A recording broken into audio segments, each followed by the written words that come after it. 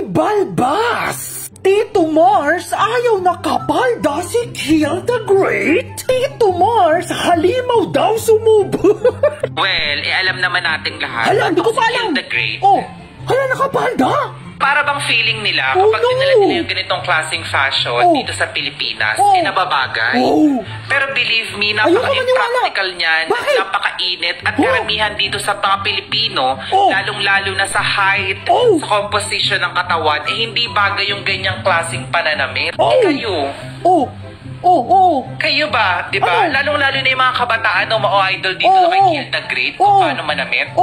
Kailangan may magsabi nito Lalong-lalo na yung mga kabataan ngayon na ang liliit, tapos ganyan yung mga suot. My gosh, hindi bagay. Kaya pwede ba, kung mag-Christmas party kayo ngayon, tigilan ninyo yung ganong klaseng pananamit. So, ang ibig sabihin ni Lolo Mars, kapag Jutes ka daw, bawal ka raw magbalda? Buti na lang, Jutes ako! Ikaw nga, Mars, lagi ka may suot na sa pipi. Nagreklamo ba kami? Pero alam nyo guys, hindi ako naniniwala dito. Kasi tignan nyo sa picture na to. Di ba? Ibig sabihin, hindi niya palaging suot yung bura. Kasi ang meron lang naman siya ngayon sa mukha niya ay bulbo. Ano naman daw kung inspired sila magsuot ng palda? Tapos may nag-reply. Ang gusto kasi ni Mars sa kanya tayo ma-inspire. Ma-inspire kung paano lumunok ng tama. Ay, alam nyo, sa totoo lang, may point ito. Sige, ikaw, anong mas gusto mo? Makakita ng lalaking nakapalda? Or makita si Mars na lumulunok ng buro? Ba't ikaw lagi ka may suot na mod ka sa lalamunan? Grabe ka naman pala, Idol Mars. Bakit mo naman kailangan itambay sa lalamunan mo yung tamo?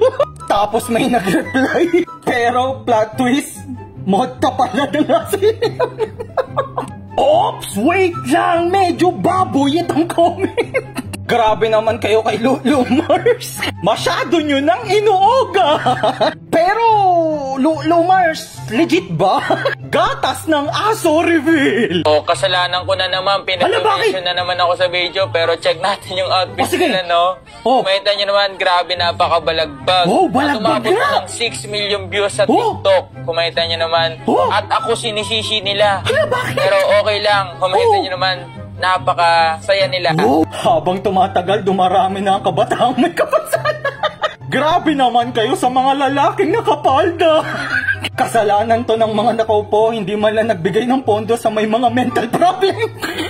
Ay, oo nga, wag nating sisihin si Idol. Ang dapat sisihin dito ay ang gobyerno. Pero, porkit ba nakakaiba ang suot ng isang tao, ibig sabihin ba nun ay may kapansanan na siya? Tatanungin kita, ano ba ang problema sa lalaking nakapalda? Hindi ba't hindi naman sila nakakasakit ng ibang tao at hindi naman sila gumagawa ng masama? Nakakaapekto ba sa buhay nyo ang suot nila? Hindi porket na hindi kayo komportable sa mga nakikita nyo, hindi ibig sabihin nun ay mali na yung ginagawa nila. Hindi ba't ang respeto ay dapat pantay-pantay?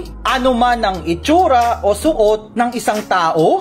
Alam nyo kasi sa panahon ngayon, kailangan natin ng higit na pag-unawa. At kailangan mo intindihin, hindi natin kailangan mangusga sa mga bagay na hindi natin naiintindihan. Alam nyo kasi, ang straight na lalaki, kapag yan ay nagpalda, automatic, trippings lang yan. Unless bisexual yung lalaki, or may pusong babae talaga yung lalaki, at gusto nila magpalda, wala namang masama doon. Palagi nyo sanang tatandaan na ang taong may tamang pag-iisip ay hindi nangingialam ng buhay ng iba.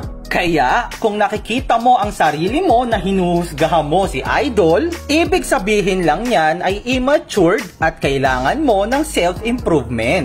Tsaka baka panahon na para mag-mature ka at matuto kang irespeto ang choices ng iba para sa sarili nila. Palagi nyo rin sanang tatandaan na lahat tayo ay walang karapatan manghusga dahil lahat tayo ay pantay-pantay lang. Okay, mamimigay ulit ako sa inyo ng 1,000. Ang una mo lang kailangan gawin ay pumunta ka sa comment section ng video na to, tapos i-click mo lang yung link ng PH Perry at mag-register ka lang. Ngayon tuturuan naman kita kung paano pumaldo dito sa Super Ace. Sige, sampulan agad kita ng magandang palduhan. 500 agad, boy. Oto lang, ops. Uy! Uy! Uy! Gagi first bet! Gagi boy! 2,000! Oh, bumili ako scatter para mabilisan na panaluhan boy. Okay, Otto. Oops, 80, nice one, well played. Ops, uy! Uy, well played, Ops. 310, nice. Nice. Oh. Uy, well played. Gagi boy. Oh. Ops, nice. 1-4 na, 1-4. Nice. Oh. Okay. Nice one. 1-5. Well played. Easy money. Ikaw na pang hinihintay mo. Pumunta ka na sa comment section ng video na to at sabay-sabay na tayo magpalago ng pera.